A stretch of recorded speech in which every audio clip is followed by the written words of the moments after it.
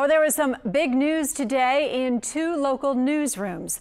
The parent company of the New Orleans Advocate announced it's bought Gambit and its website.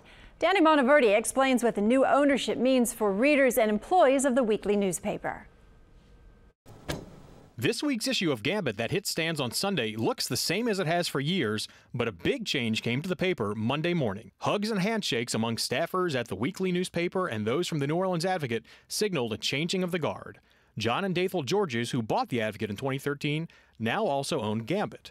The sale was a bittersweet decision for Margot and Clancy Dubose, who've owned Gambit for nearly 30 years. It's more than a business. It's a family, and for me, it's like my child even. The terms of the purchase weren't released, but no Gambit staffer will lose his or her job as part of the change in ownership. And even though Gambit has a new owner, readers won't notice many changes. A lot of them will be behind the scenes. Things like moving from their current office here in Mid-City to the Advocate's headquarters here in the Warehouse District.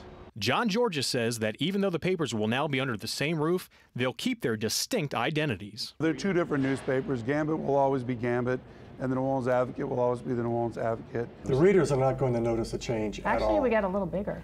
We're going to get a little bit bigger, switching over to the press at the Advocate, and that's a good thing. Georges says the ultimate goal was to keep Gambit locally owned, and he's looking forward to a little sibling rivalry between the staffs once they move in together. It'll be fun to watch the two websites competing on who gets the story first. As they say in Major League Baseball, this is a trade that helps both teams, and we both feel very strongly about that. And that trade should be complete in a few weeks. Danny Monteverdi, Eyewitness News.